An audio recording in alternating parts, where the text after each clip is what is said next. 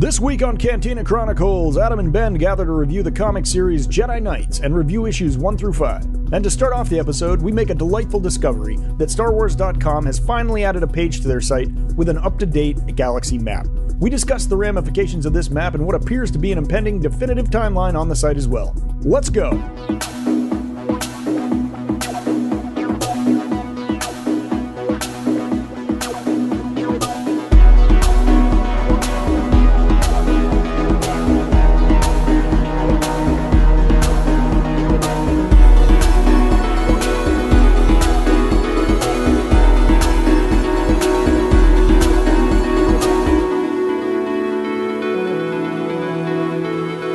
Okay, welcome to Cantina Chronicles. This is a weekly Cantina crawl across the Star Wars galaxy where we have delightful discourse about all things Star Wars, including news, notes, and theory, synthesizing all media. We contextualize your canon.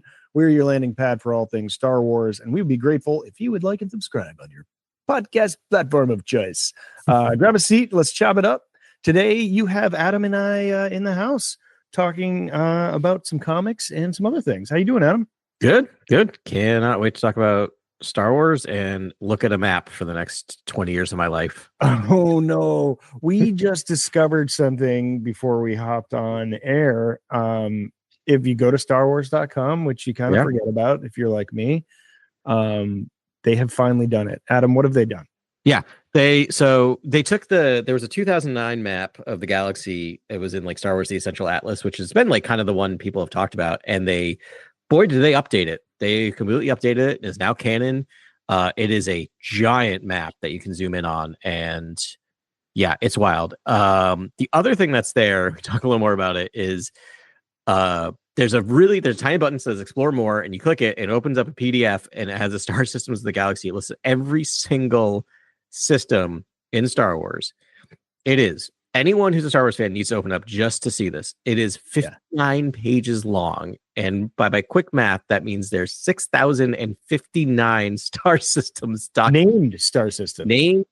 And also specifically what region, sector, and grid component there. So like every single one is actually documented in terms of where it is in the galaxy. This is wild.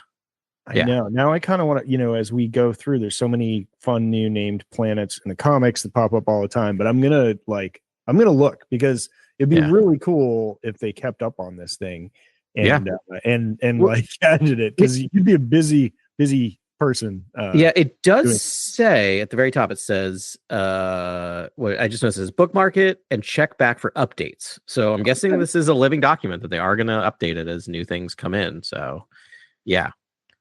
I am going to bookmark it. I kind of want this to be my background on my computer. So every time I'm reading a comic or something else, I can just figure out where we are in the galaxy. Yeah, you could make it like this is the webpage that opens whenever you like fire up Chrome or whatever you use. Yeah, good call. I am going to do that. I mean, if you're hardcore. Wait, yeah. You can log in now? Like, why would I log into starwars.com? Oh, weird. I don't know. I didn't even know that was a thing that someone could do. Oh yeah, log in. Okay, I might just do that just to see what happens. Yeah, I know now. I'm like, all right, I got my Disney email. I can do that real quick. Yeah. Let's see. Oh, all right, I logged in. Nothing's changed. Other than they know it's Adam. They know it's me. They're like, welcome back, Adam. You're staring at Asm again? Or was it Megalock Beta? You have spent too much time on this page. Are you okay? Are you okay? Should we send help to Bluetopia? Yeah. Oh, we should definitely pick where our cantina is, or name the cantina we're in, which is definitely on Von Dark. I kind of like that. There you go. Yeah, I like Von Dark. Wow. Word Radama. Nice. Yeah. Yeah. So they're all here. So I'm gonna have to keep looking back, and maybe when we're talking about the comics, I'll go do some quick research, because it's an alphabetized PDF, and you can just find it. And it gives you like the classic one. You can find it. It's like a grid system. And cool. It's something like we talked about this quite a bit, on the podcast, right? This idea of they need a new map, they need a map, they need a clear map, they need this thing. And we're kind of, I think I was always kind of like, how hard is it? Come on, just make a map. And then I look at it, I'm like, how did anyone do this? How is this physically possible? Yeah, it's very laborious. We should probably mention the credits on this thing. So there is in the bottom right hand corner of it.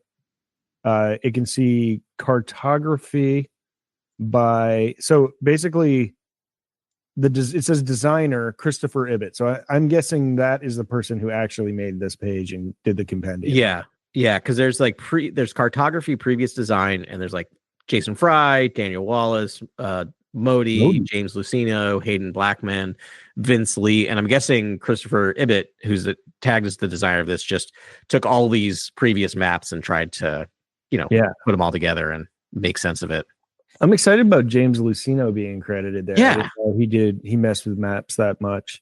Yeah, I don't actually know enough about him, but I've read a couple interviews with him, and they're actually fabulous. But I miss Lucino. I could use another story by him for sure. Okay, so I got it really quickly, Googling. So boy, do I remember this. He created the new Jedi Order galaxy map and the Yuzon Vong invasion path. And it looks like a Tolkien map. It does not look like a star system map. It is very basic, but you can see it is very much similar, like core worlds, colonies, inner rim. It has that same expansion region. It has those same things, but it is, yeah. So I think they took that and kind of took some inspiration from that. Yeah. Interesting. Cool. Hey, I found Akiva. Akiva's in here. There you go. That's a real one. Yeah. So that made it. Niamos. Found Niamos. Niamos, yeah. Felicia. Okay, that's cool. So yeah, Raxus. All right. This is gonna be fun to sort of look and see if where they are, as I mentioned. Agent Kloss, that's from a video. Well, it's from the movie as well. So that's there. Yep. Cool. Anyway, so go burn some time on StarWars.com. They needed to do this. We've been begging them to do this forever. Yeah. Next, do a timeline, like a definitive timeline. I know. Yeah, that's next, because that is definitely lacking. We were kind of looking at that. Just have like the different eras and a one sentence description. Yeah, that one's and it's like, okay, yeah. So it's also under database. It's eras, but I think that'd be fun if that developed into a full timeline that you could also drill down on. Yeah, I mean, if you include all the comics and the stories, and like, it'd get pretty cloggy in the classic age of Reign of the Empire, but it'd be pretty cool. Yeah, no, it would definitely it'd be cool. And you could, I mean, someone could do it. I mean, it's just putting everything in order and allowing people to decide how far to click on. I was laughing. I'm looking at this timeline. Yeah. And we talked about it off air. It has the Dawn of the Jedi and the New Jedi Order on either end, and they're just grayed out and you can't click on them. There's nothing there, which is, fine. You're working on it. Rise of the First Order, I was looking at, like, because they have all the shows. Yeah. Rise of the First Order, it's the Star Wars Resistance, the Star Wars Resistance, whatever. But then they have Force Awakens, Last Jedi. And I was like, what is this other thing? It's like Star Wars Tales from the Galaxy's Edge. So like, that's just Galaxy's Edge. I just find that hilarious that Galaxy's Edge has its own, because it does take place between Last Jedi and Rise of Skywalker.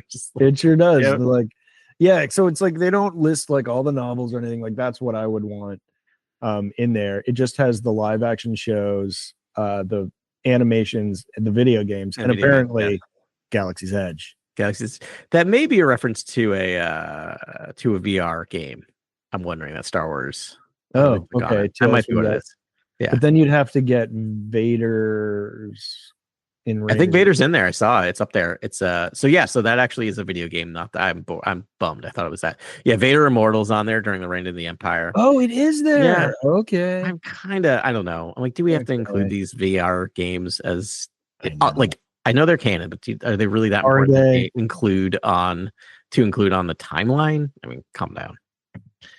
Someone else is probably saying that about like, Jedi Survivor or something. Probably. Like yeah. But I mean, they're wrong, you're just not gonna get me into VR. Like, until the price point is like $30 for a headset. Then I'm not doing it. It needs to be the other way around. You need to give me a headset and then exactly. Games.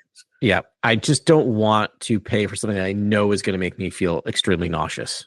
Like, I just know it's not going to do well for me. Like, I have no desire to play a VR game. I like keeping reality and surreality, like a good chunk of distance in between those two things. And And plus, it's like, well, do I stand there and I swing my arms around? I don't know. It's just not appealing to me. No, I sound so old listening to myself, but it just and like being able to explore Vader's castle like is like one of my top like 3 things I want to do. But it's like I just can't validate $400 for a 30 minute game. That's the other thing. I feel like these games are just they almost feel like demos. Like they just don't feel very big. Yeah. And I was telling you earlier, like I just remember the Tales from Vader's Castle or whatever that was. I just watched a walkthrough and I'm like, this is just to me, this is actually more satisfying than actually me playing the game. It's just watching someone do the walkthrough and play it. I'm like, yep, done, got it. Thank you for showing me your exactly. Because I don't have to get nauseous and I can watch you do it. And yeah, that's what we did. I think we covered it when it came out. That's right. We did. Forgot about that. Yeah. Yeah. Back in the annals of core world news history. Yep. Cool, man. Yeah, but like Jedi Survivor, it's like I spent 100 hours with that. I spent 100 hours with Outlaws. Like, that has a soft spot in my heart. And like when I see a Kiva, I'm like, I know where every plant is located on that map. Right. Seriously. Yeah. No, I know. It's just like it feels definitely got your money's worth or our money's worth on those games. And it feels bigger. It just feels like it tells a more compelling story than these weird. Yeah. But I guess there. All the more reason to expand this timeline and put more things in it. Yeah. So on this Eras thing, they have the Old Republic too. We talked about that a little bit. I just find that interesting. There's one sentence that says, the Republic is founded among the worlds of the galactic core, and the Jedi Order emerges to protect it. A schism within the Jedi leads to the creation of the Sith in this epic era. And they kind of paraphrase that in the Timelines book that we talked about a few weeks ago. Yeah. We covered the full Timelines book too. You can check that out. But yeah, I mean, I dipped into it to look at a couple things for one of our games or something. But and it's that's the part that I'm always kind of that early history. It's like the 3rd page in the Timelines book, and it really talks about the Old Republic. It's like Hu Yang is born 25,000 years before the Battle of Yavin, and that's the like interesting thing. And then like 5,000 or so 20,000 years, or was it 5,000? I think it was 5,000 years. They talk about the formation of the Sith, and then there's the Sith reign and all that. And so that's, I mean, obviously we've been talking about wanting to hear stories about that era. But there is the RPG, and that's what I'm like, will they not touch it because of the RPG? That would make me super sad. I mean, maybe so it's so weird because like, I don't know, like it's still going and they're still doing updates, which means people are playing it. Like it, you know what I mean? Like it is clearly taking in money. I don't know anyone who plays it. I also have a weird grudge against it because that's what killed Star Wars Galaxies. But I'm like, I think why shouldn't hold that against them? It's fine. But like, it's so weird that there's this giant thing in Star Wars, and it's a Star Wars video game. And like you and I, Grant, like never. I played it for like a little bit, and I'm like, but that was so long ago, and I'm like, I don't know. It's just I can't. Is it even canon? I don't even know if it is. That's like I don't know. I can't imagine that it is. But I'm also like, I'm also just like, how long? Like, how long of a timeline is it, right? Like, within it. So I'm like, it can't be all of the Old Republic. It's probably like a few set years in it. Oh my gosh, it has its own. Yeah.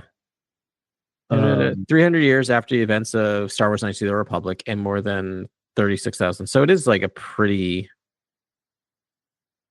The Jedi are held responsible for the success of the Sith during the devastating 28-year-long Galactic Civil War. Yeah, I mean, it sounds great. Every time I read more and more about this, I'm like, this sounds awesome, but I'm like, I can't do it. I've seen like cutscenes and it looks amazing. Yeah. So it has its own wiki. Yeah. But does it have, I'm looking for news article. I did, all right, does it have a Wikipedia entry? Well, that's a good question. Yeah. Okay. You know, they always have the like top thing that says canon or legacy or whatever. Yeah. All right. And it doesn't have either. Good. Then I don't have to play it. Yeah. Yeah. So I'm assuming no. No. Oh my gosh. The story in it goes on forever though. Yeah. If I win the lottery, I'll get into that and you guys won't hear from me for a few weeks. Yeah. No. But yeah, anyways, I don't know what that's all about, but I'm dying to hear a story from there. Yeah. But Again, so weird that there's this big area of Star Wars where I'm like, nope, completely missing, no idea. it might be Grant like in my ear because we talk about this a lot off air, but like, actually, no, we've talked a lot about it on air too, all of us. But it feels like we've entered a safe era for Lucasfilm. Like Yes. they seem to just be like going back to their money makers. I apologize. I didn't get a chance to listen to last week's pod that you and Grant did, Nope, where you that's talked fair. about the casting for Starfighter and many other things. But yeah, it's just like that movie is so safe. And Yeah. they got Top Gun cinematographer, Top Gun Maverick cinematographer. Like it's almost like it's writing itself, baby. You get like, all the hottest actors to be in it. Yeah. And it's gonna be a smash. And yeah, Sean Levy just coming off a success from Deadpool. Mm-hmm. And I don't know, but more, which is fine. It's fine. That's Sure. just the era we're in. But it's making me itch even more for some real like hardcore lore. That's the kind of fans we are. We want to like expand the lore with the galaxy. Yep. No, And 100%. and I mean, so one example of the safety is this comic book run we're reading, which is awesome. But it's Jedi Knights, and it's all of your favorite Jedi Yeah. Knights from before Anakin comes on the scene. Um, in those eras. So yeah, super fun comic, man. Yeah. And it's really great to see them. But I'm just like I'm excited, like give me some lore, and we'll talk about it in these stories as Yeah. we get through. But they don't, right? And you're right, because it's the safe era. They just don't want to, they're so obsessed with canon that they don't want to do something in the comics or the books that then shuts down a possible path for a TV show or a cartoon or a live action movie. It's just like it's and we talked about it before, like the books are the authors they have for these books are amazing. And I think that's what makes them readable, right? Is that they're really great character studies and they tell a really good contained story. But like nothing is ever going to happen in a book that changes anything substantial in the world of Star Wars. Right. And I get it, but boy, do I miss the old EU for that, of just like this idea of just like major canon stuff happened in books. Yeah. And I get let it. them, run with it. And it was, that was too much freedom. That was, complete anarchy. Yep. And, there was some weird things happen, but like a lot of it was really good. And they need to find that balance. And I hope they're regrouping. And I know they're just being calculated with it. And I do think it's going to be like one for the greater population and one for the hardcores. And I think they'll do that. But, Ahsoka, maybe that sort of, we'll probably get some lore in there. Hopefully it's not just like surprise time travel. Nothing matters. I know. But hopefully there'll be some lore in there. We're going to figure out what's going on with Thrawn and that sort of stuff. And learning Grogu will be sort of, I'm a little nervous and have the feeling that we're moving into an era of the movies are going to be safe and fun. And like, again, I'm sure I'll go to both these, the, Mandalorian, Grogu, and Starfighter, and have a really good time and be a great Star Wars. And I'll probably get the Star Wars feels from it. But because of where we are in the industry, like every single, like no one knows what's going to be a hit nowadays. Like everyone is just running around with like the world's on fire in Hollywood of just like, why is this a hit? Why wasn't this a hit? They can't figure out like suddenly like, why is Weapons like one of the biggest movies of all year? I mean, I don't know, maybe because it's a really good movie, but people seem to be moving a bit away from the blockbusters. Yes, Superman and Fantastic Four did good, but not anywhere near where they thought it would be. It was this summer's numbers were stagnant compared to last year, and that's not a good thing. You usually want to see some growth. Long way of saying, like, I think that they just don't want to be, like you said, they just want to be safe. They don't want to be risky. And the ironic thing about this is they keep doing the safe move and it keeps not working. Like they need to do something weird. So I'm a little nervous they're going to keep doing this in the movies, and maybe we'll get like the hardcore stuff in the TV series, which is like, at least they're giving to us. But I'm like, I want a big blockbuster, $100 million, $200 million movie that's also building out the lore.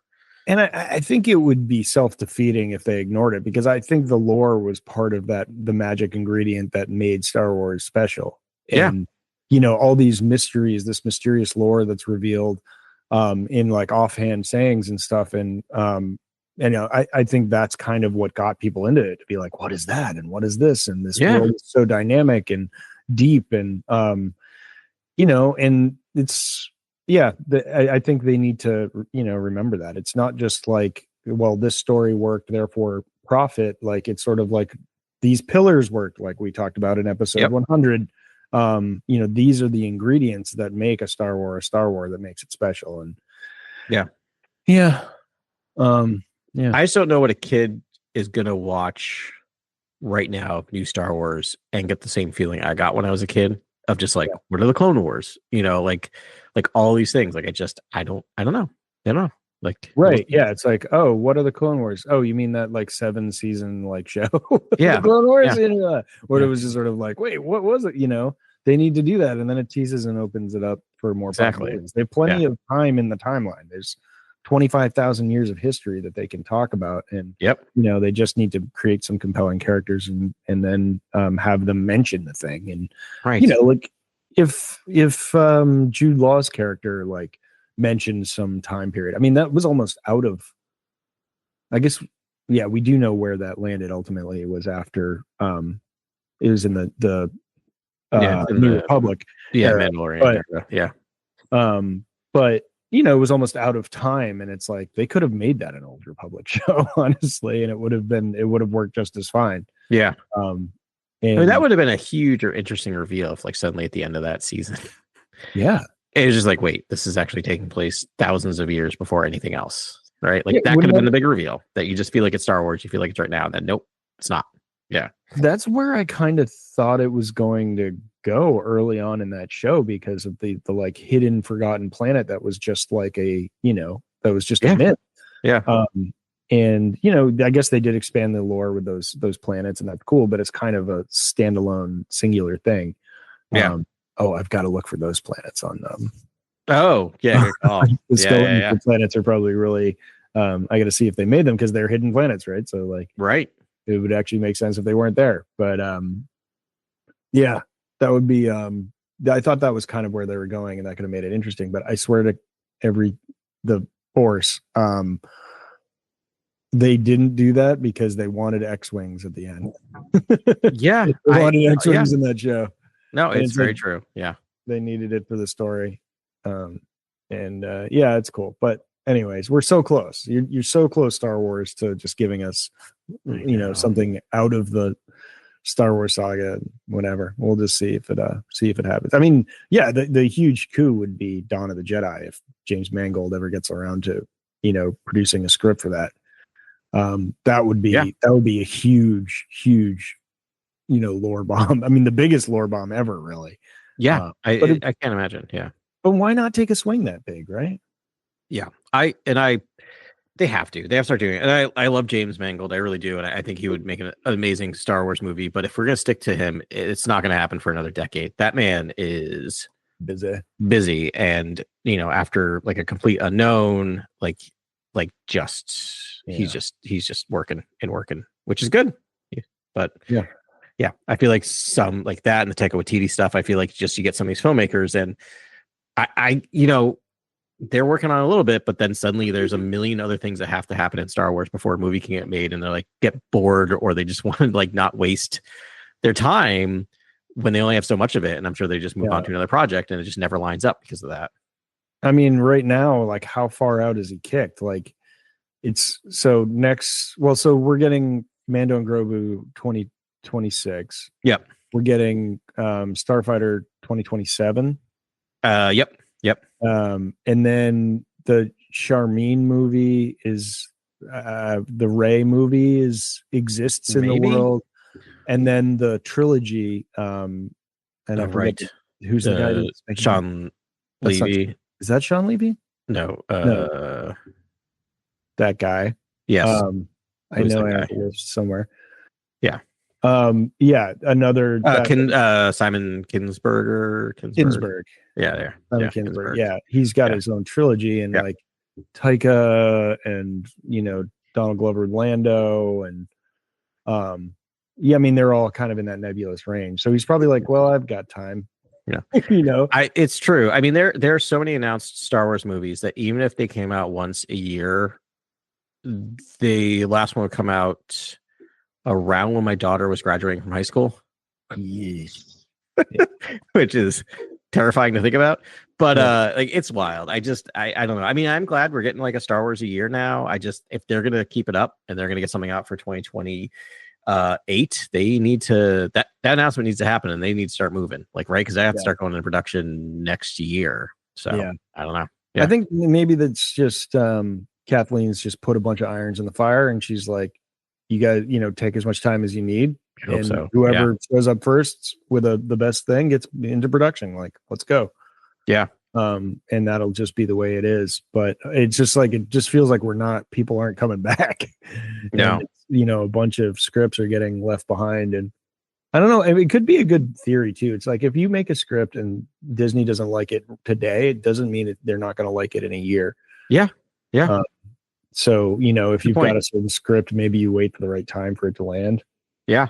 I mean, it's a very good point in seeing like where we are in the industry in a year or two as they start kind of figuring these things out and what's hitting and what's not. And like, I don't know. Like, I really don't know. Did you watch Thunderbolts? Did you ever see Thunderbolts? Yeah. Have you seen it? Yeah, I've seen that. It was great. Like, I thought that movie was great. And I thought it was really good. And it was doing something different than Marvel movies, but I think it's just hard I think people just think they know what a Marvel movie is now, so they're not going. And I'm a little worried that that's going to start happening with Star Wars too, because people think they know what Star Wars is, right? And so I don't know. We'll see. So they need to do something to shake it up.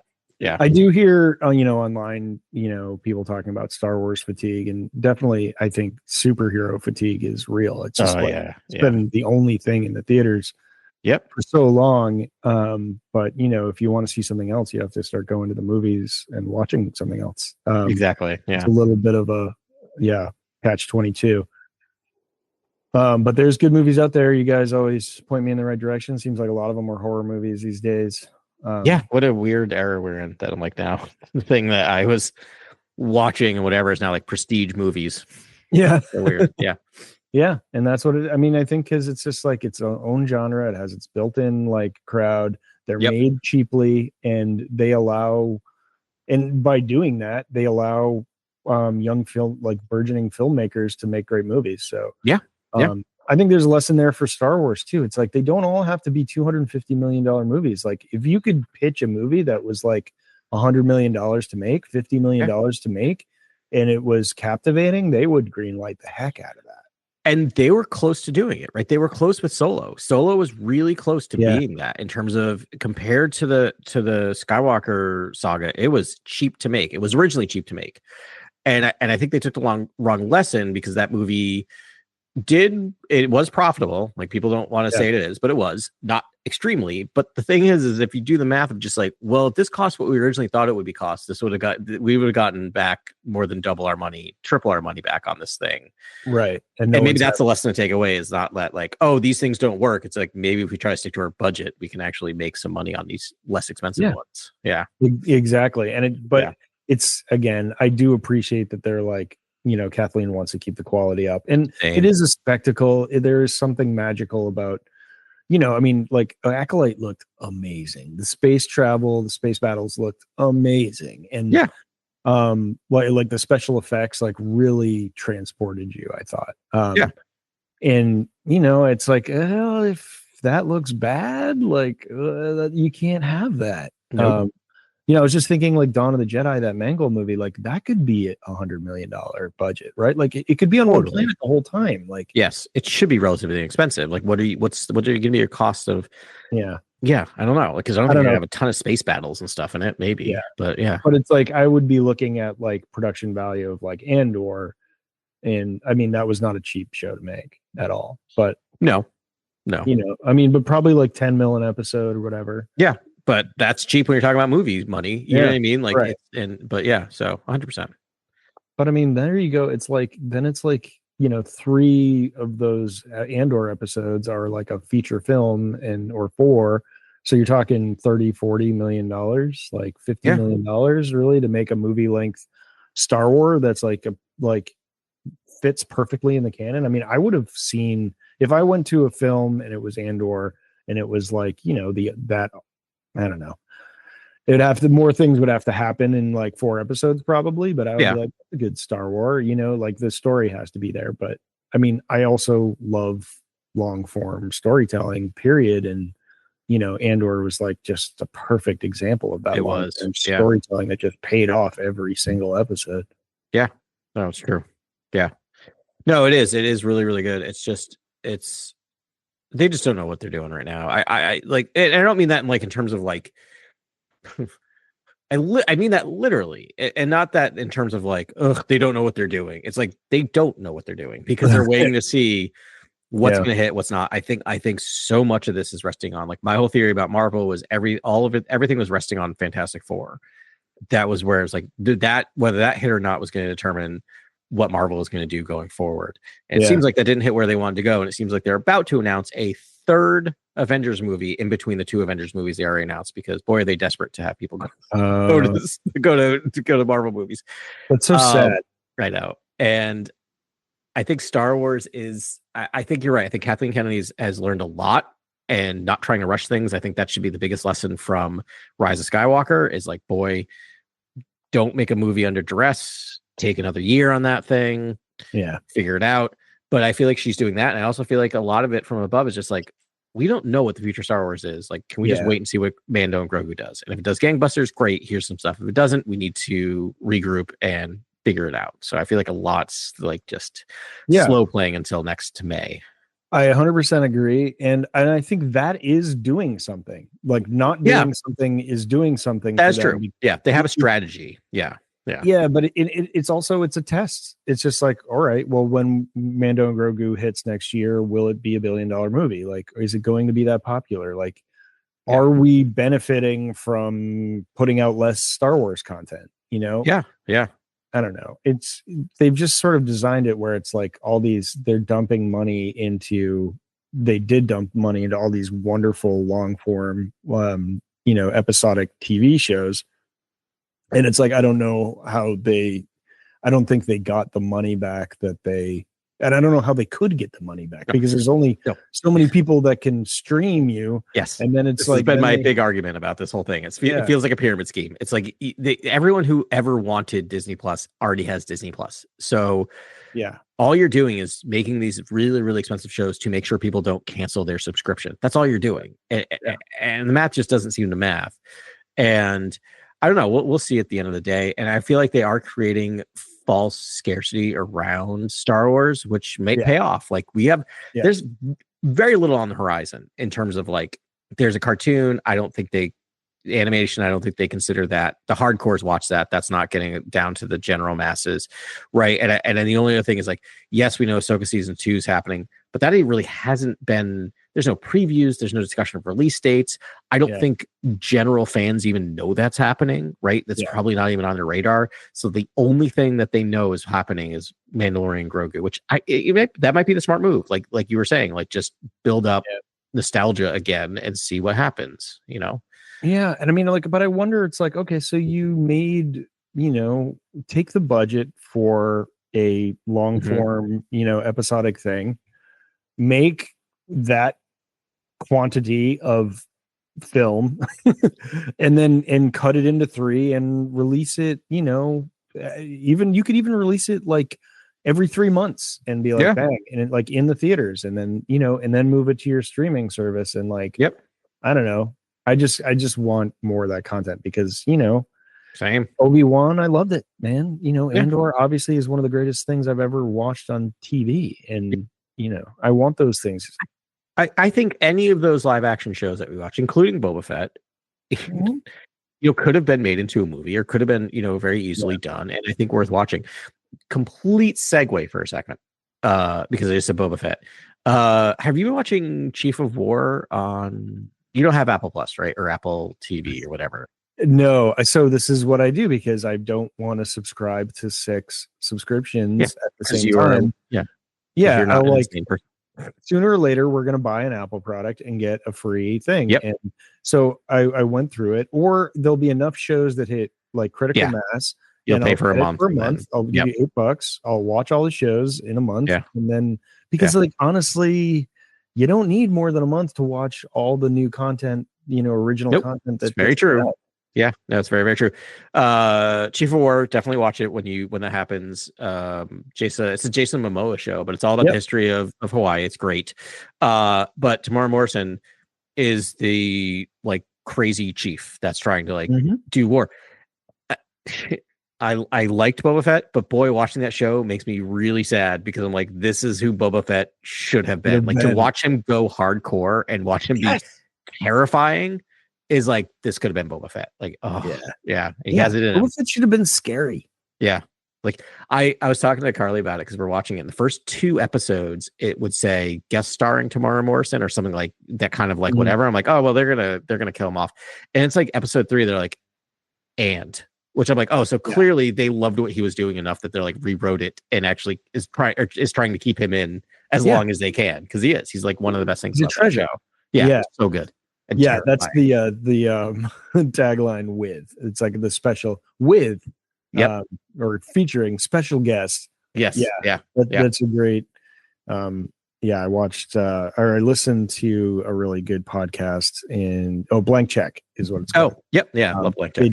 They covered Big Lebowski with Seth Rogen. It was such a good episode. It was so funny. And big after Star Wars, Big Lebowski is probably my favorite movie, which makes me so basic, but it's a great movie. You can't say you're basic for loving a Coen Brothers film. Like I know, right? Like, come on, like no, that shows you got taste. Yeah, we're we're certain people, but love that to death. But but they, it's the first time I listened to that podcast, and they're very inside baseball because they've all actually like worked in Hollywood, and there's stories. It's like stuff, how the sausage is made, and I enjoy that in every sort of art form that I don't know anything about. But now that we're doing this and I'm like hearing about how dumb the process is to how movies are getting made. Actually, it was Seth Rogen. That's who I was like, he's just like, if you make anyone will make a $10 million movie. Like they will pick that up in a second because they know they're making money on it. And like, no matter what. And but so I learned a lot from listening to that. Yeah, no, I love that. He was so good. And I was really impressed with how much on that episode of like he just kind of talked about experiences and talked about the industry. I mean, it makes sense because he does the whatever the studio, was that what it's called? Yeah, the studio, which is exactly all inside baseball. Yeah. But also someone who's just like, I love the fact that he's like so aware of the system and critiques it and is like being completely successful within it at the same time and seems like a genuinely good person. It's just like, great, this is awesome. But same. I love process nerd stuff. Like that's why I listen to Blank Check for that reason, because I'm like, just give me the inside stuff. Like, good times. All right, cool. Why don't we cover the old comic? Yeah, we talk about the new Star Wars. And I feel like we're drowning in comics right now, but we just haven't had like a full arc to cover in a minute. Like there are like currently, let me see, 1, 2, 3, 4, 5, 6, 7 different like series going on right now. Yeah, a new one just dropped a couple days ago, which is that one's Han Solo Hunt for the Falcon. Oh my god! I think it's like it says it's celebrating 10 years of the Force Awakens, so it's like a Force Awakens prequel basically. So oh my goodness, because they're like looking for the Falcon. That'll be a fun time period. I mean, have we not done any of the? Oh no, we did the first arc of the Kylo Ren series, but that seems to be really hot. I always see people posting stuff. They're doing wild stuff in that series. It's so good. There's a new Knight of Ren that they just saw that or a new head of the Wrens. Right. She looks exciting. Tara Wren or Tiva Wren. That's right. Yeah, something like that. Yeah. But we're getting there. We'll have some coming up. I know the Star Wars main run and Dr. Aphra are like 3 or 4 issues in, so we're getting close. Especially with the Star Wars main run, I think we're getting close to the end of the first arc. Yeah, cool. I'm excited about that. And Aphra, right? It's out there. Yep. But yeah, so the one we got today is Jedi Knights by Mark Guggenheim? I think. Yeah, Mark Guggenheim. Yep. This one's an interesting one because it, the kind of behind the scenes, I generally am the comic person who kind of like keeps the keeper of the lore of comics, of trying to figure out like when are we going to cover this stuff, because they're not always clear of when an arc continues, when an arc is ending or beginning, and it's just a lot of threads. And this one's particularly difficult because it is mostly just a bunch of vignettes, right? With some connective tissue that's a little bit in there. But I it's kind of nice to just read these standalone stories, right? To just have something like, 20 pages, they're going to tell a complete story. Yeah. And I mean, that first splash page it's really exciting. That it like just got me going. So if like you look at it and you can pull back, so like there's the like cover, which is sort of the right half of what's it called when you see all your heroes in one picture? Sometimes called like a splash page. No, I know, but I mean, like when you have a gathering, the shot where you have the gathering of all of them, there's a name for it, but I forget. I don't know. But they're, it's all these Jedi flying into action, and and it sets the table. It gets you, like, got me really excited about it. Going from the front of the fray to the back, you have Yoda, Mace, Qui-Gon, Padawan Obi-Wan, which is great. Light side Dooku, which is always exciting. Yaddle, Ayla Secura, Adi Kalia. All right, we'll just call her Addie. She's I'm trying to think of Jedi Master. She's on the council. Addie Galia with a G. Addie Galia. There you go. Yeah. Kit Fisto, which I think that's actually, they're lying because I haven't seen Kit Fisto yet. No Kit. You're right. There's not been any Kit Fisto yet. Shakti. Yeah. What's her name? Oh, I forget her name. She's a Marilon Jedi Master, and someone screaming into the speakers right now. Plo Koon, and who's the Syrian? Kiadi-Mundi, and then a new character who I think is Sierra. Yeah, Sierra. Yep. I got all Cyril Longa.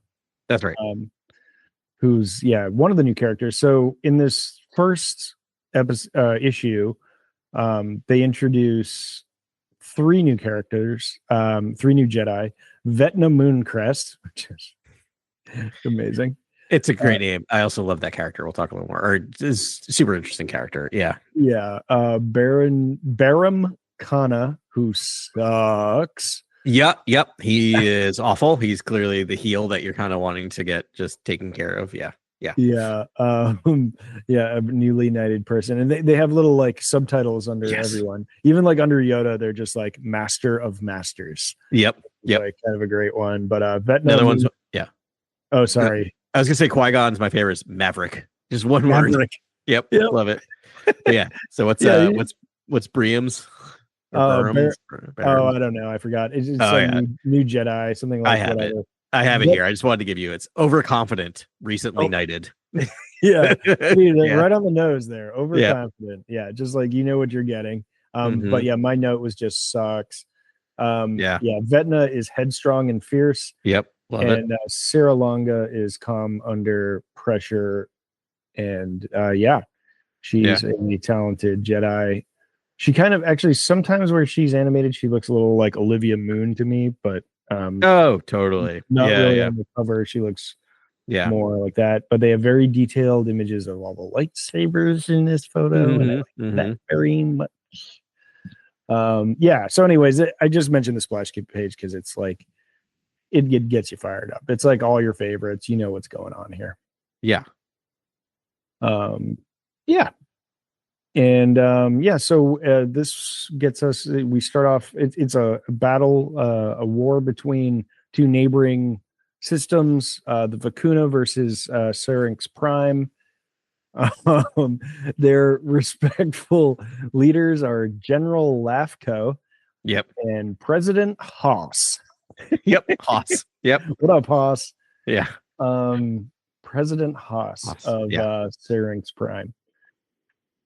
And it's and you got your Jedi story of basically they've been ordered by Valorum or sent by Valorum. By the way, rest in peace, Terrence Stamp. R.I.P. Chancellor Valorum. to kind of negotiate between these two. And it's it's your typical Jedi story of like how do they do this? How do they figure it out? They kind of do a little thinking about it, going backwards about it. Yeah, we start in media res. They're just like fighting Mm-hmm. on the steps and being like, how do we get here? And that was my first thought too, was just like what are you guys doing? Yeah. It's like Yoda and Mace Windu and Vecna just like in the fray. And I'm like, how are you getting shot at right now? Like, and also like, why would the Jedi be sent to like fight a war for one like planet over another? It just seems. And why would all of them why would the entire council pretty much be sent here? And it's screamed to me of, well, we're going to start telling these side stories with all these characters, so we have to get them all in one thing at once. Yeah. Right? It felt very much like issue 1, but I'm like, it seems weird that everyone on the Jedi Council except Jarl Poof is there. He is there. Well, he's there through hologram. Yeah, and Yaddle's there via hologram as well. Yeah. But yeah, there's a Poof sighting. Yep. And yeah, it's a little wild that like the Avengers are out doing their thing, but it's more just like, what, I don't feel like the Jedi would be in a battle like that, and then that ends up kind of being the story where it's just sort of like, wait, why are we here? And they start doing investigations and they realize like they had no business in that battle, and like but they still needed to mediate the ending, so they just disarmed both sides and brought them in there, like, and then everyone lived happily ever after. It's like you take away their metaphor was like fire can't burn without oxygen, but the oxygen in that metaphor was armament. So right yeah, if you can't fight, you can't fight, and you got to use words. But then we get to the end, and this is where we probably have some stuff to talk about, which is Obi-Wan meditating and practicing with Yoda, and has a vision of, I'll skip ahead and then we'll skip back, has a vision of Qui-Gon's death, right? Qui-Gon getting killed by the person who attacks him, or the being who attacks him earlier in this issue. And that's the through line of these series, is basically this character, this assassin keeps popping up. And we see a bit more of them starting in the next arc. But there's also this other part where I'm not quite sure. It's like, it's Yoda talking about visions, and there's this giant splash page of visions. I'm not sure if who's having this, right? Is it Obi-Wan or is it Yoda? It's unclear. Like, I think it's supposed to be Obi-Wan. That's what I thought too. Yeah. Because so it's an amazing page, and I actually snapped a photo of it, and now it's in the other room on my iPad. But I've memorized it, so it doesn't matter. Yep. Because there's a lot of things, but the most notable part of it is the assassin killing Qui-Gon. Yeah. And that's kind of the part he focuses on, which is like not the part he should be focusing on. It should be like in the center top of the page, you see Darkside Dooku cutting down Yaddle, or with Yaddle at the end of a lightsaber. Yep. A red lightsaber, and like you're like, all right, that comes true. Yeah. And there's a bunch of other little things that are going on that do actually come true. That come from like later issues of the comics, right? But there's like the top right and the bottom right are the ones to talk about, because the top right's fascinating, because that it's what am I looking at? Because it looks like Anakin fighting like elderly Obi-Wan. Oh, it's him fighting himself. Is it? Okay. Yeah, so that's metaphor. That's whatever. That's I think that's young Obi-Wan fighting old Obi-Wan. Old Obi-Wan. Interesting. Yep. And then we get maybe that's him fighting because the white robes is always Obi-Wan. Okay. So it's him fighting himself, and that's probably metaphor. Oh, and we do have Jar Jar Binks, the Karen Beck, is that, or what's? Kelleran Beck helping a Padawan. Yeah, okay, that makes sense. Yep. We see a teaser for episode 3 in there with like a monster, which does issues 2, 3, and 4, because there's also the other. There's Boba Fett fighting, or not Boba Fett, Jango Fett fighting the stealer, the person stealing. We have the aliens. We'll talk about that, like literally from the movie Aliens. Yeah, Vecna fighting the aliens. Right. Yep. And then bottom right, we have just thrown in there for blanks and giggles, Sith Yoda. Just Sith Yoda. Yeah. Wow. Yeah, because yeah, I mean, I think it wasn't one of the more like it wasn't the Mortis arc, but Yoda goes on a vision quest to speak with Qui-Gon Mm, in this is like how he sort of pierces the veil and is able to like speak with right. Qui-Gon beyond the grave. And like Yoda has to like pass these trials from these like force spirits. Yep. And I think he faces himself and he fights a dark side That's version of right. himself. Yep. I forgot about that. Totally. So yeah, so it's fun. I don't know, It's maybe super we'll fun. get some Keller and Beck. That'll be kind of cool. Yeah. I would be surprised. Seems like a good, Maybe we'll get yeah, some we're dark looking, side Yoda. I mean, who yeah, knows? we're looking at the right. Yeah, maybe some visions, who knows, or something going on, or I don't know. I just want to be suspicious to be like, well, we already do have two versions of Yoda species that are both, Oh, so maybe it's just a third unknown. Like they could always at any given time just be like, and there's a third one. Like once you bring in yeah, Yaddle, you just never know. right. I mean, it's kind of that would be kind of interesting actually as like a threat.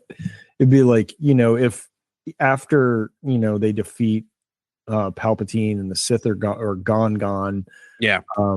in in the we enter the new Jedi Order phase and it's like all light side energy. Like, what if the dark side just like birthed a dark side Yoda? Yeah.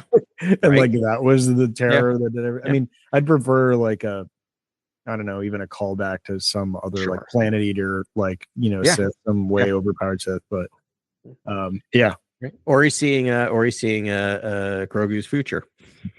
Oh, Edge Lord. Yeah. I can't. That would be amazing. I would give them. I don't want that to happen, but I would give like Lucasfilm all respect for like the little baby that you all loved. Yeah, he turned Yeah. out to be the worst Sith of them all. They just like Turned into Daenerys Hitler. Targaryen him. Yes, yeah, that'd be hilarious. Uh, Um, yeah. You want to do issue 2? yeah, Anything let's else from get issue into 1? it. Yeah, This was a fun one too. yeah. So definitely, I I've been watching a lot of Aliens was lately, gonna so say this resonated with me. it's a But retelling of Alien, basically, with yeah, Jedi Knights in it. yeah, totally. But they introduced this great, yeah, even like the last scene. Oh my god! So yeah, they introduce a new evil character named Atha Prime, which Mm-hmm. I really like this guy's style. First of all, great outfit. He Yep, kind of has a cult of the central isopter thing going on with totally. wings on his head. Really pretty cool guy. And you know what I love the most about him? What's that? He has a whole planet, and the only other like beings on it are droids, and it's just Yes. him and droids. Yep. And that sounds so peaceful to me. And he's just, he's growing crops. They're growing Yeah. crops. He's got a Yeah. palace. He's got more money than he knows what to do with. Sure. He's breeding xenomorphs. It's all good. But he's also breeding Yeah. xenomorphs. And yeah, I mean, they're called the Zerexi, Uh-huh. which is like also kind of a nod to xenomorphs. Yep. They're mindless beasts that can self-produce. Yep. Xenomorphs. Xenomorphs. They just the drawing. There's one particular drawing when you first see it drop down, and I'm like, boy, that is like just so close. Yeah. Yeah. I was like, It's wait wild. a second. Yeah. They're like alien, but like they have wings on their head and they don't Yeah. have inner mouths that we know of yet. Right. They do enough to do it. But like one of the things that is interesting about it is Yoda towards the end is just like, okay, you have to kill them all. Like you have Yeah. to destroy them all, which is like not a super Jedi thing when you first hear it, right? This idea of, but like, the argument is made is that they were designed, right? They were kind of made, they're mindless Yeah. creatures and they just will take over the entire galaxy if they're not, destroyed. But it is interesting to have Yoda even just saying, yep, nope, kill them all. Get every Jedi down here and kill every single last one of them. Yeah. Yeah, that was a wild page. And it's Yeah. just blood and Mace Windu in the middle of it. And he's Yep. just like, he's just there to reap. And I mean, he's the man for that job because he'd be like, yep, that's what I got to do. Well, see you later. Got some chopping to do. Yep. He's like, all right, fine, I'll do this. No. Yeah. One thing I was a little unclear about, and maybe I'm just missing something. So at some point, Yoda and what's his name, Athna Prime, was it the main bad, the main guy, Atha Prime. Atha Prime, fight, and Yoda knocks off his helmet or cuts his helmet with the lightsaber, and Yoda is freaked out by seeing his face. Yeah. Do we know why? Like, I could not. Like, maybe you just recognized him. Maybe this is something we're going to pull on in a later arc. But I'm like, I read that over like 5 times. Be like, why is Maybe he? he thought he was going to be a droid and he was surprised he wasn't. Maybe. Yeah. I don't know. Yeah, I Yeah. don't know who it is, or maybe he thought it was like because the face I remember is kind of purple, right, with like red streaks on it. Yeah. Purple with kind of red streaks, and definitely has like really really sharp teeth. Oh, Like, so what's Marchion Rose species?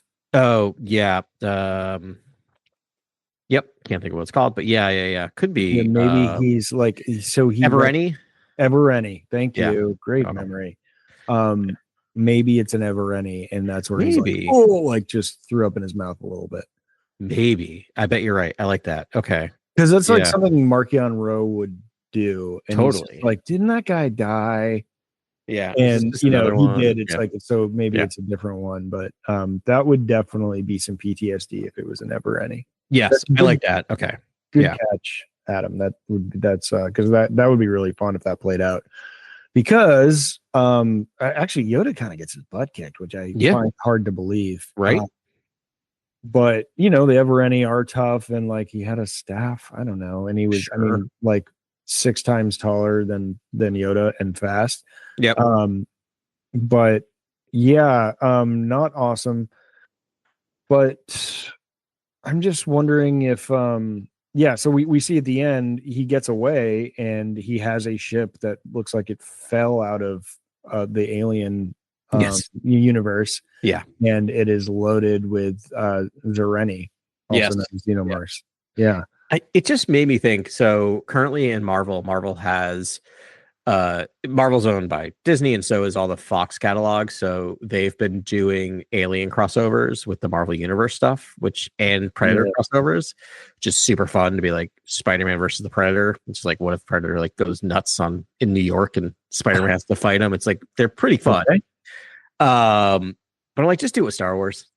Like, if you're gonna tell us like you're just like what if ones, because they don't count, they're not canon. Yeah. I'm like, just do it. Like, just imagine watching like fight the.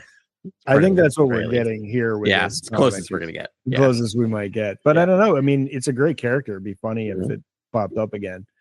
But I mean, it's really funny that they're doing the aliens versus I think it was Alien versus Avengers comics. By the way, Ben, since you've been doing a deep dive on alien stuff, you should read the Alien comics that Marvel put out the last few years. They're really, really, really good. They're not like they're for adults. Like they are, they're as gruesome and gory, but there's really good storytelling in those. I think those are all worth reading. So definitely on your Marvel Unlimited, you should read those. The ones that are just the Marvel or just the Alien ones for the last few years. They're really good. Will do. Yeah. But I just think it's funny that they're doing that, and then there's an Alien one, and then let's skip ahead to issue 3 for a second, because also right now there's a run of Godzilla versus all of the different Marvel characters. So I'm like, I feel like someone pitched Star Wars and they're like, no, we can't actually do that, but we can get close to doing that. Yeah. That is really funny. Yeah. We'll get to 3 in a second, but like, so there is this through line about an assassin trying to kill Qui-Gon Jinn, and we don't know why. And so they just shoehorn this like meeting between Qui-Gon and Obi-Wan, talking, Obi-Wan confronts him with his vision. Yeah. And he's like, yeah, this happened, and blah, blah, blah. But Obi-Wan found it. His name's Carlos Wrath. Yeah. And Corliss Wrath. I can't read my own typing. Corliss Wrath, we'll call him. I think so. Yeah. And so and we just get that. We're like, oh well, now we know who it is. It should be easy. But then we get to issue 3 and it's Kaiju big battle. Yeah, I was gonna say with that too, that reveal, like the big shock of that reveal is Qui-Gon's just like, I don't know who that is. Yeah. Like, no idea. Don't know why this guy's trying to kill me. Yeah. So like total Qui-Gon. No idea. We'll figure it out. Yeah. And then so issue 3 is very much a standalone. This is the standalonest of the standalonest ones that does not connect at all.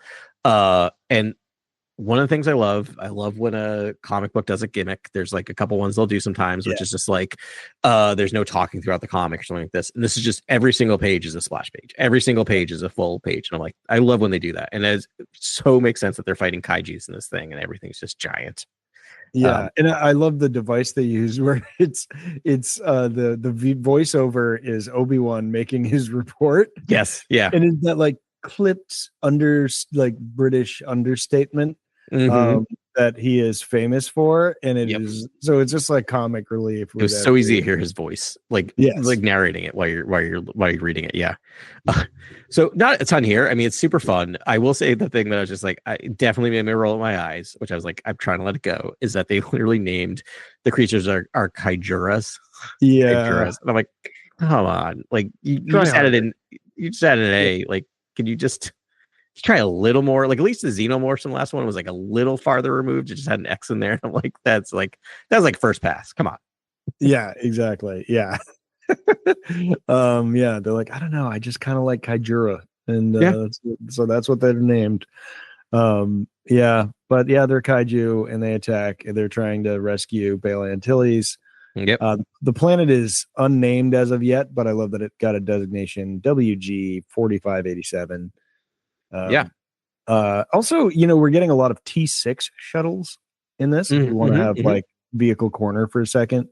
We don't talk enough about this ship. It's the ship that Ahsoka flies in the Ahsoka series. Oh, right. She got her hands on one and will not let it go for good reason. They're really pretty cool.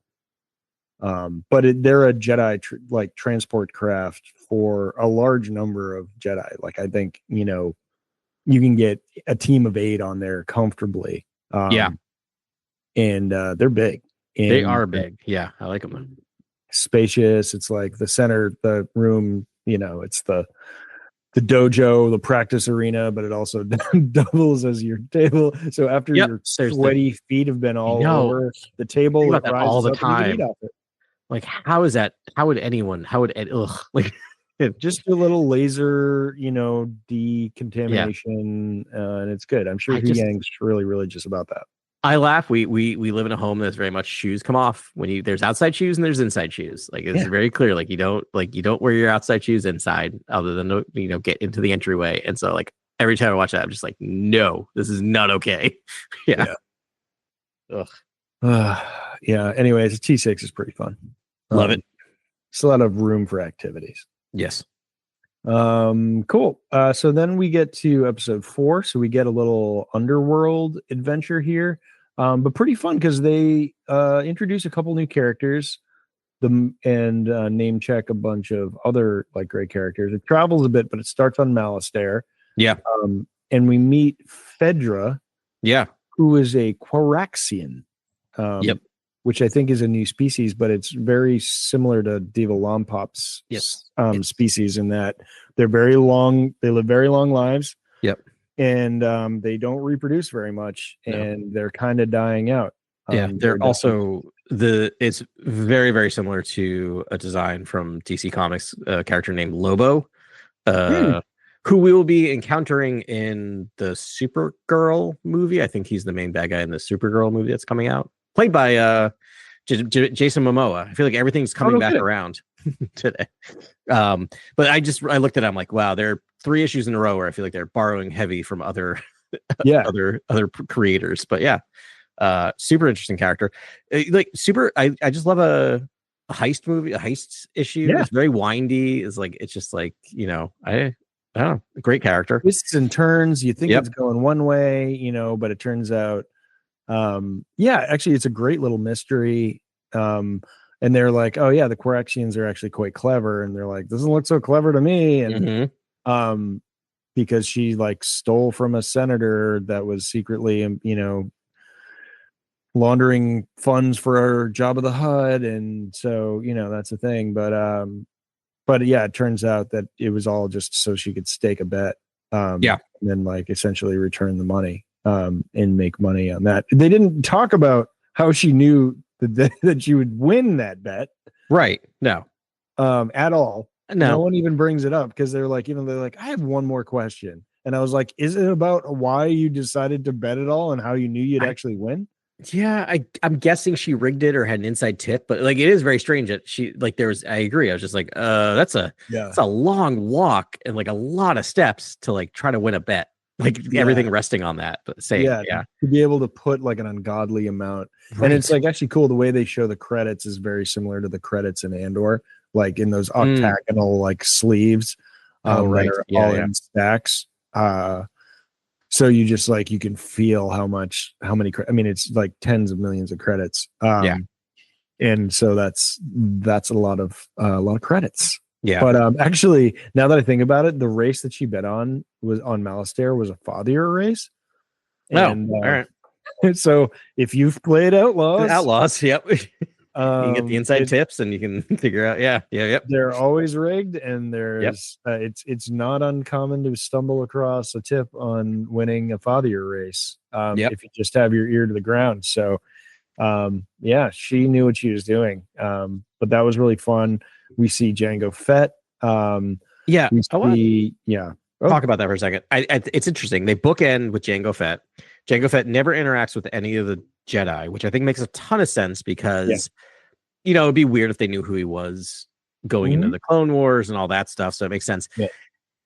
Somewhat related to that is we get to see Qui-Gon seeing a hollow and being told who Jabba the Hutt is, Uh, which felt a little weird to me pre-episode 1. I Like missed that panel. yeah, So he's like, who's that guy? And they're like, yeah, that's Jabba the Hutt. that's literally I have to find it, but I caught it the first time I read it, and the second time I read it, I'm like, I really studied it where I'm like, yeah, he's just looking at it and being told about it's when he's very beginning, he's at the Bank of Coruscant, and it's him and Shakti sitting there at the desk, and the Munalist, which we can talk about, Oh literally yeah. holds up like a hologram and says Jabba the Hutt. And I'm like, yes, like it doesn't break canon, but it seems weird to me that he's had like, I mean, maybe he just wouldn't remember who that was 5 years later, however long it is, and Yeah. but it's just like, he takes so much pains not to have Jango Fett interact, and then you're just like, and by the way, this is Jabba the Hutt. You're gonna get one of his slaves in a couple of years. Like, I don't know. It just that threw me a little bit. It's me Oh, being interesting. really nitpicky. I know. That's interesting. Yeah. So Yeah. okay, yeah, but that's right. Django's great. They introduce a new bounty hunter named Bane Maller. Oh, is he Yeah. not new? He's not new, and I meant to look him up. Um, Well, I will describe him. He yes, has a black helmet. It does sound familiar because it's sort of like you can't just drop a Bane into a Star Wars and not yeah, get a Bane, an excellent Bane imitation from Grant. Um, yep. and yeah, he has like oh yeah, he does look familiar. He must have So been in the Bounty Hunters series. yeah, he's in the Return of the Jedi, like the Rebellion comics. So there's a couple of those Oh, like comics that came out. But breaking news: apparently he's in Return of the Jedi in a deleted scene. oh, okay. He's that guy that's just in the corner there.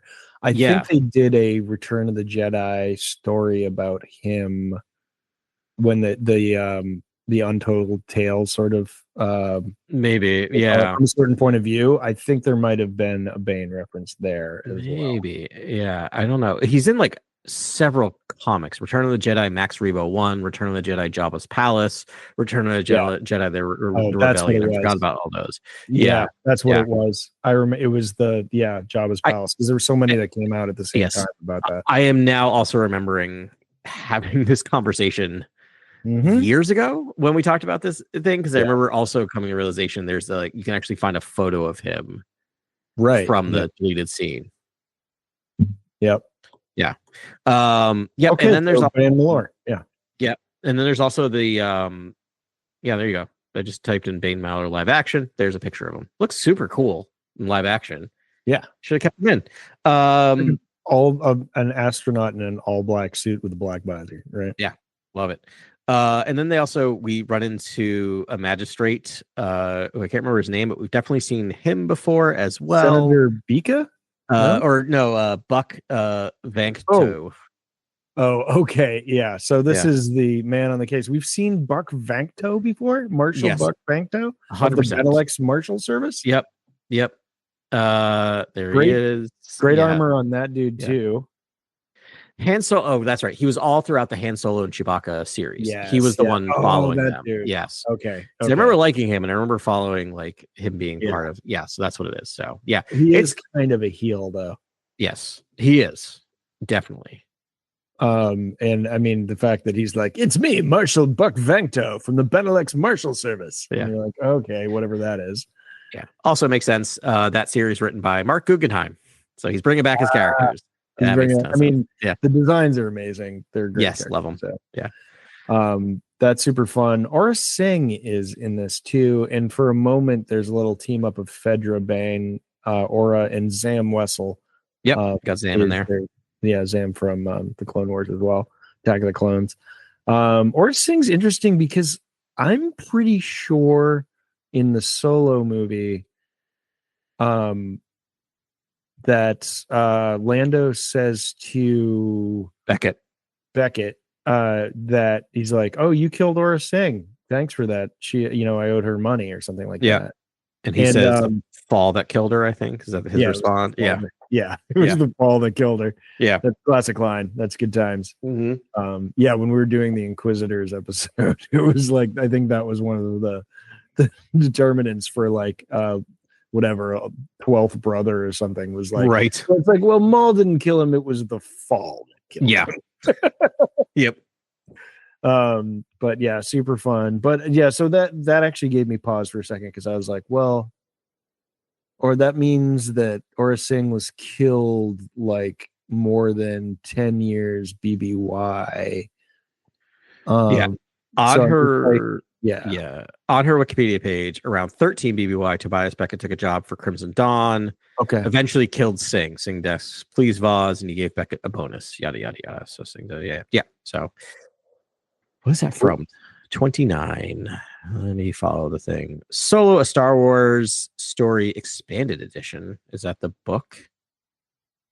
Yes, that's a novelization. Apparently, we get a little more in that novelization about that. So cool. There we go. All right, yeah, but I guess this is well before that. Yeah. But I was just sort of like, because we keep seeing Aura Singh. She was like just in everything. Tales of the Underworld. She was just in that. And right. Great character design. No notes. No, absolutely. They love her. It's just like ever since she popped up, I still remember seeing her the first time in episode, like the stuff for episode 1. Like, I think she was on like one of the Pepsi cans, maybe. Remember that? And also she's just in like the crowd, right? Yeah, that's it. She's just sitting there, just with her. She's up there, right? I think she's watching it during the pod race. She's like, I don't know, somewhere. But yeah, it's one of those things that's similar to like, it was just remembered that and was just like, who's this character? She's gonna be such a big character. She's gonna be a major part of this thing because they kept showing pictures. It was a big thing, and I'm just like, nope, she's there for 2 seconds because the character design's amazing. Thing to do, yeah. He's like, you should put this sick character design that like poor Leland Chi bled over, or Doug Chang bled over, and like in his team, and it's the coolest thing I've ever seen. And I just don't have a place in my story for her, but like, she's going to be in a Pepsi can, and it's going to be awesome. You're going to have a lot of Pepsi. Yep. Connective tissue as we see the assassin just stalking Qui-Gon standing on top of a building. That's it. Yep. That's it. Qui-Gon senses there he is bit. now. And like, that's it. And then like, just keep on walking and doing their job. Yeah. Qui-Gon, I sense something. A threat, perhaps, but one unrelated to our query. Come on. Yeah. Well, big gulps, huh? Well, see you later. Now. Yep. They went to Nar Shaddaa. That's always fun. A good Nar Shaddaa trip. You can't really go to Nar Shaddaa unless you're telling like an underworld story, because it's going to become an underworld story no matter what. Yep. That's one of my favorites. Really good issue. Yeah. And then we got 5. We got our last issue of this run, I guess, or you can call it an arc, but an arc kind of. Yeah. It's but we're just kind of putting a the reason I chose there is because issue 6 is a double. It ends in a cliffhanger, and so then we would have like a 7-issue arc. Would have been more. But yeah, so it seems like a okay place to split it, whatever. But Yeah, I mean they're generally 5-issue arcs, so yeah, 5 or 6 is usually the number. Yeah, but this is interesting. This is like a prequel to the Tales of the Sith in a lot of ways. My Yeah. least favorite, not because it's bad, but because I don't like watching it. Yes, I think story. I think it's great. I think it's really well done. I never want to watch it again. Yeah, like it's so sad. this is another one where I had trouble with the timeline. So it starts with the death of Yaddle, which if you've seen, Yep. if you haven't seen Tales of the Empire, Tales of the Empire. Yeah, Tales of the Empire. Exactly, not Sith. you Yeah. should. Yep. And this is in it, but spoilers. It's Dooku that does the deed, and so it starts with that happening, but then we flash back an undetermined amount of time, and Yes. Dooku is not in the Jedi Order anymore. Correct. But still a friend of the Jedi is, I think, what Yaddle calls him. Yeah. And so that's what kind of so they're trying to figure out they're negotiating a treaty between two organizations, the Gillanter Corporation, headed by Quinlan Zara, who's a Rhodian, and then old friend Newt effing Gunray. I know. Of the Trade Federation. So we get a Newt Gunray sighting. But so Yaddle and what's her name actually? This is another Sarah. This is the Sarah episode, right? Yeah. It's Sarah Longa, Longa together, and she's excited about negotiating a treaty, and she's like, "Woo, you're a real wild one." Yep. I'll never tell. Yeah, pretty cool. And so they're investigating, and then it's about a stolen ship, and like they won't give the ship, and they won't honor the contract if they don't return the ship, and they're not returning the ship. Whatever. That's not the important part. No. The important part is that the stolen ship is a YT 1300 freighter, which is interesting. That is the model of the Millennium Falcon. It looks a little bit different on the outside and much different in the inside. But pretty fun to see a YT 1300. I mean, it could be the Falcon, right? Like it technically based on the timeline of the Falcon. Yeah, there's a lot of them flying around. So there are, but it's like I mean, I guess then Lando could have got it and like spruced it up a little bit. It could be the Falcon. You never know. Yeah, could be fun. Yeah, it depends how vintage. I always think that like they're kind of current in that time period, 10 years BBY, but I don't know. And because like in Rebels, like they have the YT 1000 or the YT 2000 or 3000 is the Ghost. Yep. And that seems kind of state of the art at the time. Feels, I don't know, it's just me guessing, but no, I know what you mean. It's just hard with like what's new canon and what's old canon, because there was the Millennium Falcon book, which was one of the last canon books, and that traced it back like 100 years or something like that. Like of all the owners. Yeah. So Dooku shows up as a private agent working on behalf of, you guessed it, the Trade Federation. So he's already sort of operating as a Sith Lord here, because he's clearly doing the bidding of Darth Sidious, putting some of these things in motion. And Sidious needs to do a favor for the Trade Federation to sort of get them to come around, and this is one of them. Surprise, the Gillanter Corp's actually just drug dealers with a corporation as a front, and it's spice. But so there's a lot of back and forth sort of between Yaddle and Dooku. But again, we don't have an exact date on this, but I thought that Dooku left the Order when Qui-Gon died.